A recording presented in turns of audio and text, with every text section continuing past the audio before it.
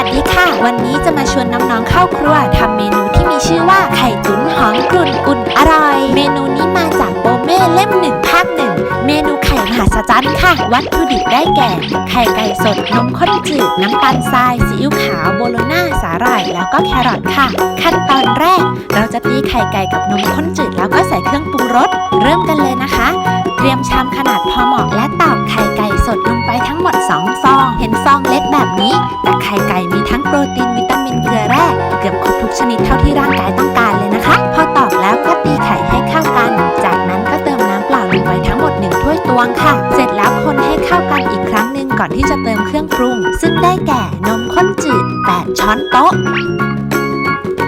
และน้ำตาลทราย1 ช้อนชาเพิ่มความหอมและรสชาติด้วยซีอิ๊วขาว2 ช้อนโต๊ะจากนั้นคนให้เข้ากันค่ะถัดมาคือขั้นตอนที่2กรองให้เนื้อเนียนแล้วนำไปเข้าไมโครเวฟจนสุกเราจะเอาไข่ที่เราปรุงรสกันไว้ในขั้นตอนที่แล้วมากรองด้วยกระชอนเพื่อกรองเอาเนื้อไข่แล้วก็เศษผงเครื่องปรุงที่ยังละลายไม่หมดออกไปเป็นเคล็ดลับที่ทำให้ไข่ตุ๋นของเรามีเนื้อเนียนสวยค่ะ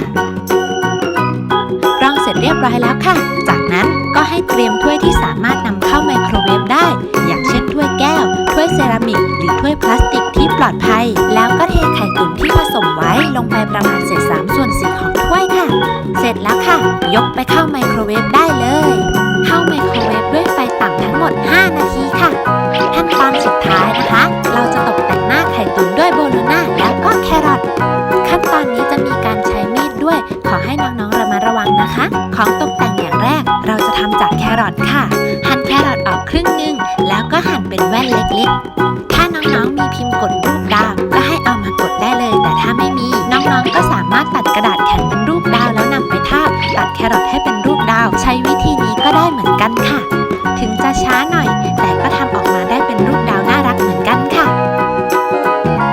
ต่อมาค่ะโบโลน่าเราจะเอามาทำเป็นรูปกิฟเวทมนต์ของโปเม่จริงๆแล้วใช้โบโลน่าแผ่นเดียวก็พอค่ะเริ่มจากทาบแครอทที่เราตัดไว้เป็นวงกลมเมื่อกี้นี้ใช้มีดกรีดด้านหน้าให้เป็นสามเหลี่ยมเล็กๆแล้วก็กรีดที่เหลือออกมาให้เป็นวงกลมพอได้ด้านหน้าแล้วก็กรีดปีกด้านหลังออกมาทั้งหมด3 ชิ้นเรียงลำดับจากไซส์ใหญ่ไปไซส์เล็กแล้วก็เอาสาหร่ายแผ่นตัดออกมาให้เป็นวงกลมขนาดเล็กกว่าโบโลน่าที่ตัดออกมาเมื่อกี้พับครึ่งแล้วก็ตัดเจาะเป็นรูเล็กๆพอเราคลี่ออกมาเราก็จะได้แบบนี้ค่ะเป็นโบโลน่ารูปสัญลักษณ์เวทมนต์ของโปเม่ทีนี้ก็ไปจัดโต๊ะและเอาไข่ตุ๋นของเราออกมาตกแต่งหน้าตาไข่ตุ๋นให้น่ารักด้วยโบโลน่าสัญลักษณ์เวทมนต์ของโปเม่กับดาวแครอทที่เราทำกันไว้เมื่อกี้นี้พอตกแต่งเสร็จก็พร้อมเสิร์ฟแล้วค่ะเมนูจากโปเม่สารพันเมนูสูตรลับจอมเวทไข่ตุ๋นหอมกรุ่นอุ่น